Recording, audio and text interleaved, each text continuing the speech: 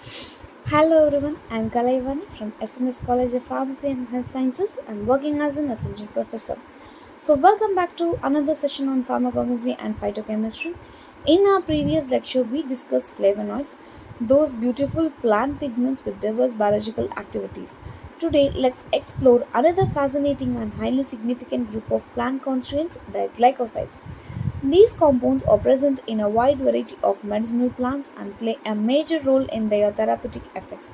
So let's understand what glycosides are, their structure, classification, sources, tests, and pharmacological importance.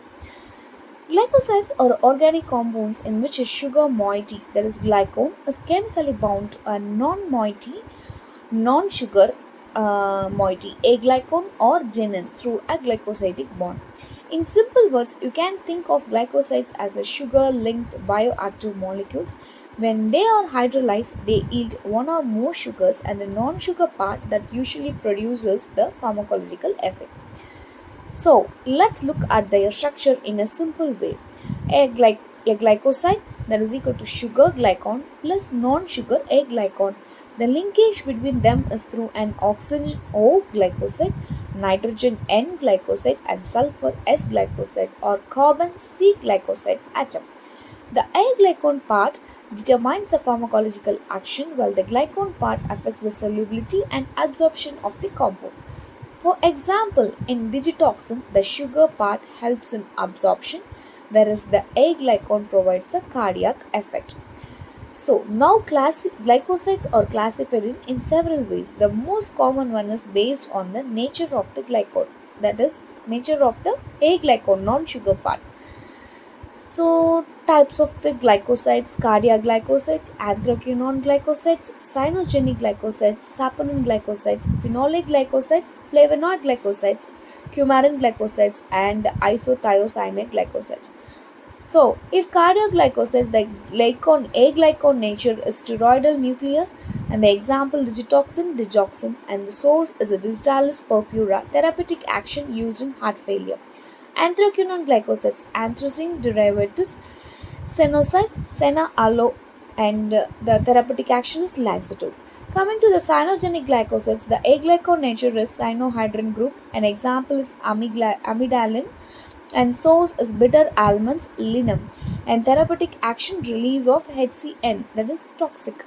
And saponin glycosides, the aglycone nature is steroid triterpenoid nucleose.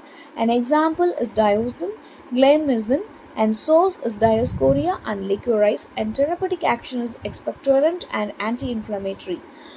Phenolic glycosides, the aglycone nature is simple phenol or alcohol, and the example is salicin, and sources is Salix alba, that is willow bark, and therapeutic action is analgesic and antipyronic. Coming to the flavonoid glycosides, the aglycone part is nothing but flavonucleus, and examples is rutin hesperidin, and sources citrus fruits tea, and therapeutic action capillary strengthening.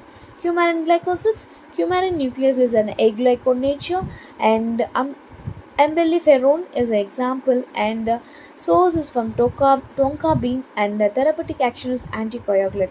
Isothiocyanate glycosides, sulfur linkage is aglycone nature, and synerginin is example, and mustard seeds is the source, and counter irritant is the therapeutic action. As you can see, glycosides are extremely diverse. Each class has its own characteristic structure and therapeutic effect. Glycosides are widely distributed in plants and sometimes in microorganisms. Common examples include digitalis purpura, foxglove, cardiac glycosides, senna and aloe, anthraquinone glycosides, licorine, saponin glycosides, and willow bark phenolic glycosides, mustard seeds isothiocyanate glycosides.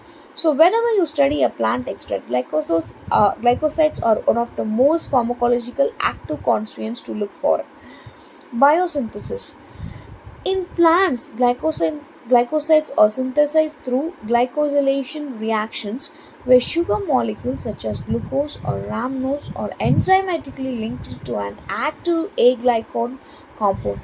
This process increases the stability, water solubility, and transportability of the aglycone within the plant. From a pharmacognostic perspective, glycosides are usually colorless or crystalline solids. Their taste varies. Glycosides are bitter, saponins are sweetish, but produce a persistent froth when shaken with water.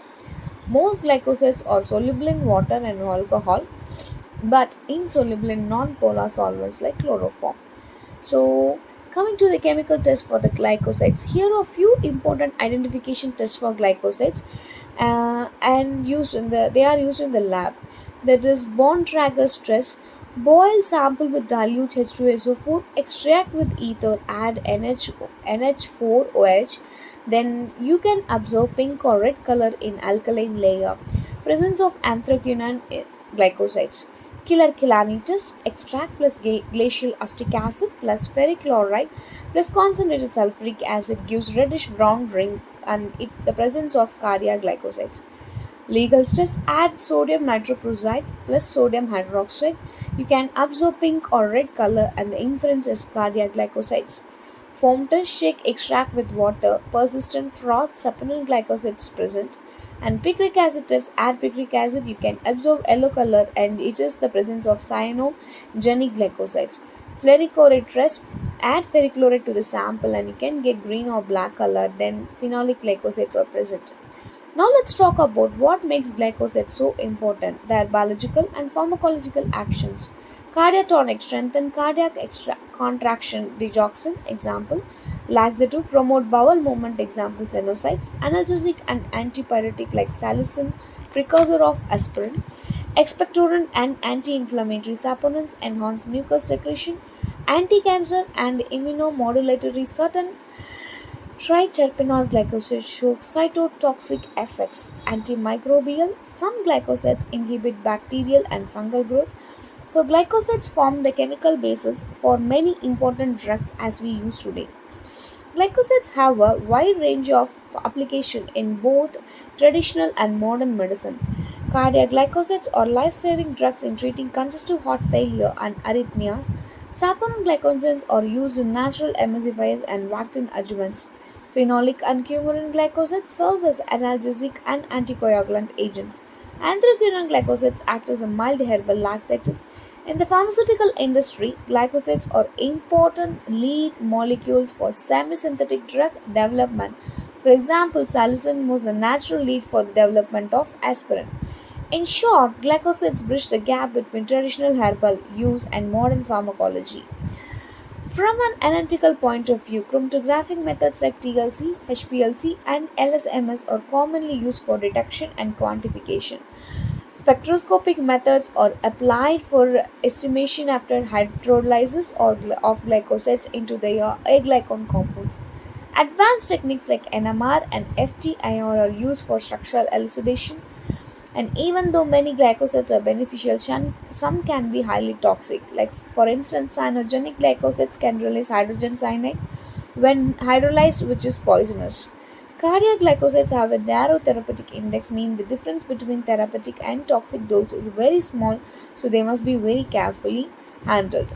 In recent years, researchers are focusing on biotechnological production, nanocarrier based delivery, AI assisted modeling. So, to conclude, glycosides are one of the most diverse and pharmacologically important groups of plant secondary metabolites, from heart medicines like digoxin to natural laxatives like senna. Glycosides have shaped the traditional herbal medicine and modern pharmacotherapy. Thank you for watching today's lecture. If you found it useful, please like, share, and subscribe for more videos on pharmacognosy and phytochemistry. Thank you once again. Hello everyone, I am Kalaivani from SNS College of Pharmacy and Health Sciences.